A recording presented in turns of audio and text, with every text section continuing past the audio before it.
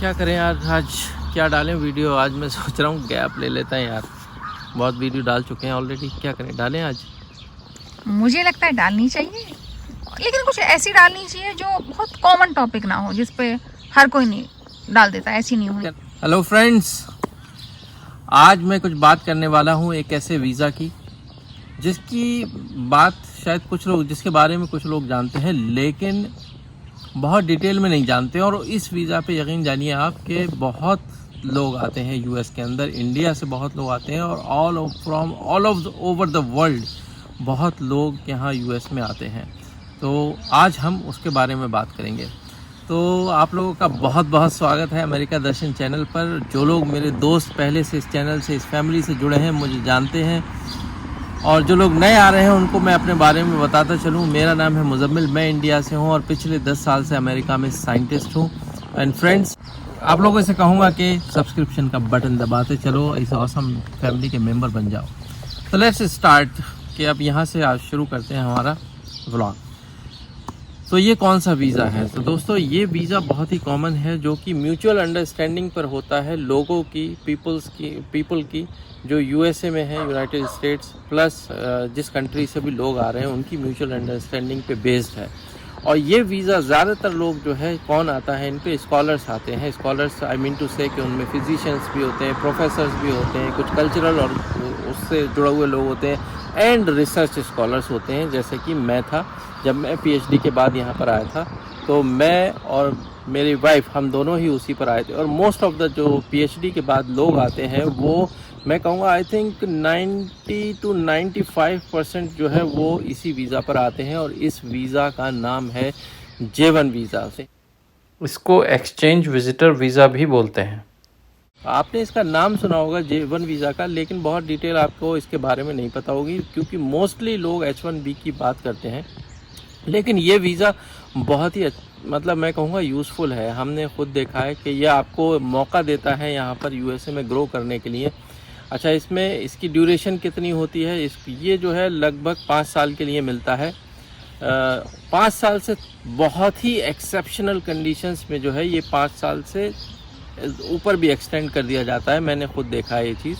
And ज़्यादा से ज़्यादा आई थिंक उसमें 2 साल का एक्सटेंशन मिलता है। बट जब ये शुरू होता है तो शुरुआत में आपको जब बुलाया जाता है तो वो 1 साल के लिए शुरुआत में या 2 साल के लिए मिलता है। कि जैसे कि जब मैं आया था तो मुझे 2 साल के लिए मिला था, और जब मेरी वाइफ आई थी तो उनको शुरुआत में 1 साल के लिए मिला था। एंड देन वो एक्सटेंड होता चला जाता है।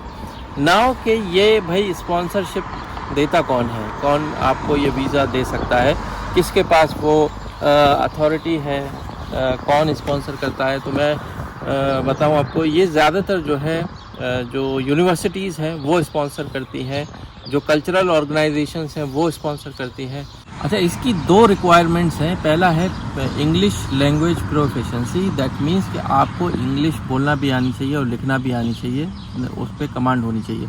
अब उसके लिए कुछ जो है आपको सर्टिफिकेट दिखाने पड़ेंगे। फॉर एग्जांपल एक है उनमें से टॉफल, आपने बहुत कॉमनली नाम सुना होगा। टॉफल का अगर आपने पास किया है, सर्टिफिकेट है, तो वो काम करता है। लेकिन जैसे हम जैसे लोग हैं, साइंटिस्ट हैं जो पीएचडी करके आ रहे हैं, तो हमने पूरा पीएचडी ही काइंड ऑफ हमारा साइंस से रिलेटेड है। एंड जब आप पीएचडी लेवल पे होते हो तो सारी साइंस आप इंग्लिश में ही करते हो, इंग्लिश में ही सारे आप रिसर्च आर्टिकल्स लिखते हो। तो ऐसे केसेस में हम रिसर्च स्कॉलर्स को, जो पीएचडी होल्डर्स हैं, उनको कोई भी सर्टिफिकेट दिखाने की ज़रूरत नहीं पड़ती है।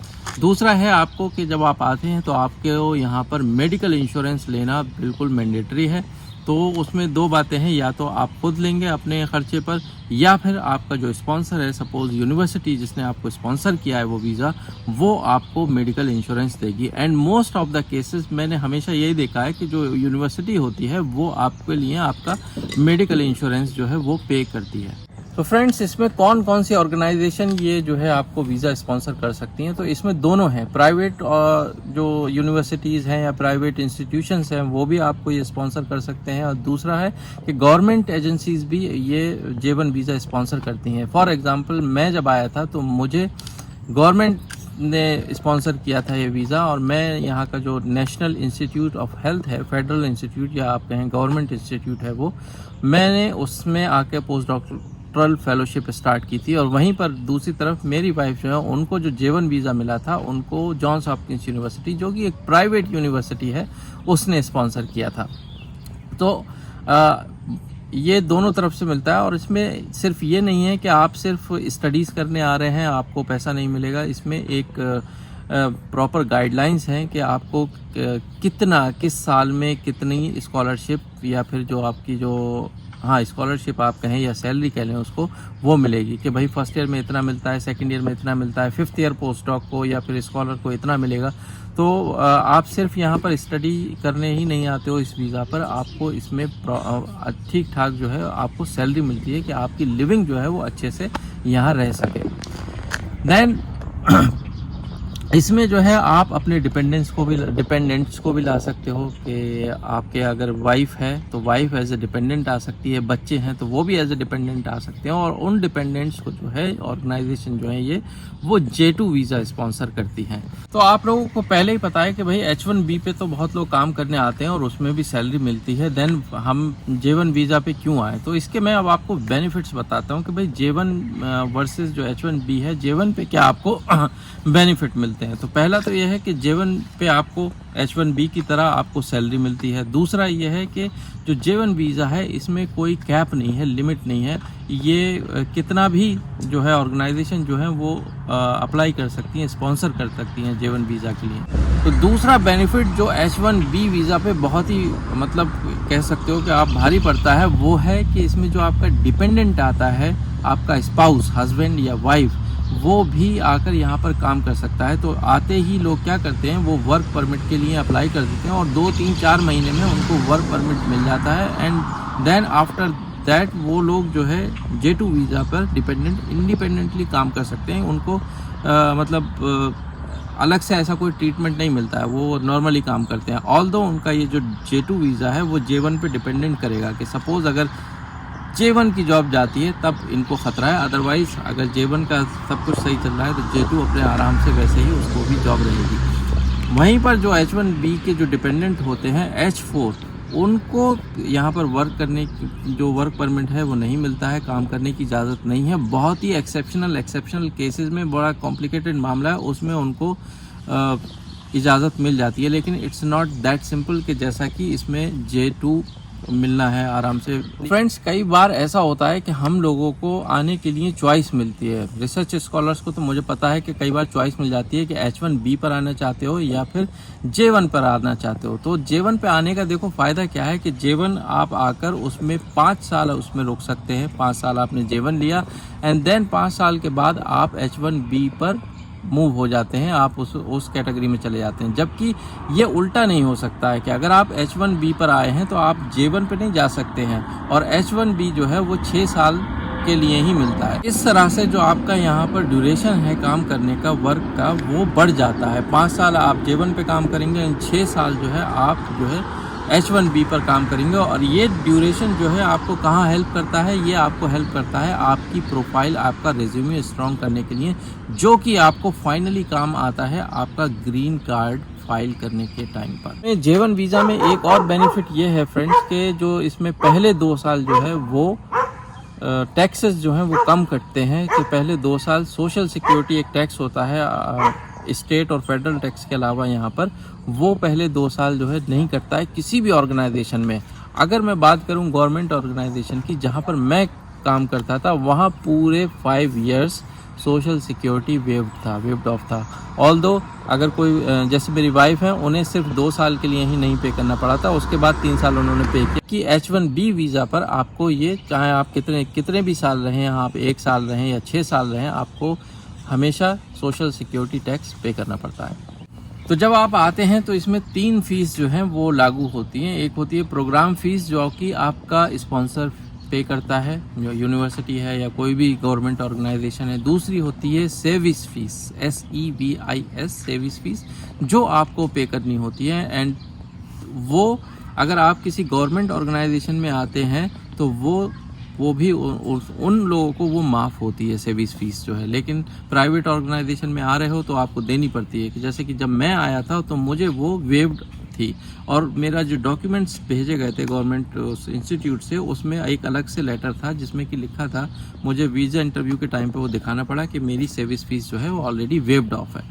एंड देन तीसरी होती है वीज़ा फ़ीस, जो कि हर वीज़ा के लिए फ़ीस जैसे लगती है वैसे ही J1 वीज़ा के लिए लगती है। एंड उसमें भी यह है कि प्राइवेट इंस्टीट्यूट की तरफ से आ रहे हो तो आपको अपनी जेब से पे करनी पड़ेगी, लेकिन अगर आप गवर्नमेंट इंस्टीट्यूट्स में आ रहे हैं तो आप अपनी जो फ़ीस की जो रिसिट मिली है वो आप उसको सेव करके रख लें। वो आने के बाद यहाँ पर गवर्नमेंट जो है उसको रीइंबर्स कर देती है। तो ये एक गवर्नमेंट इंस्टीट्यूट में आने का बहुत बड़ा फ़ायदा है।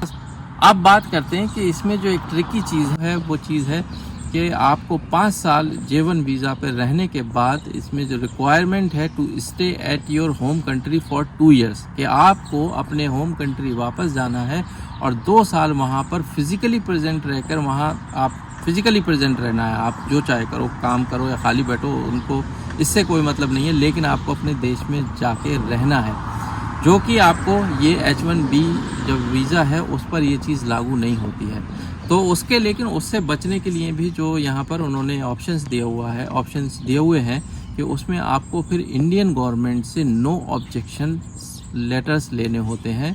और वो लेटर्स आपको 3 जगह से इंडियन गवर्नमेंट से लेने होते हैं। एक आपका होम स्टेट, दूसरा जो सेंट्रल गवर्नमेंट है वहाँ से दिल्ली, और तीसरा आपको लेना होता है जहाँ से आपका पासपोर्ट इशू हुआ है पासपोर्ट ऑफिस से।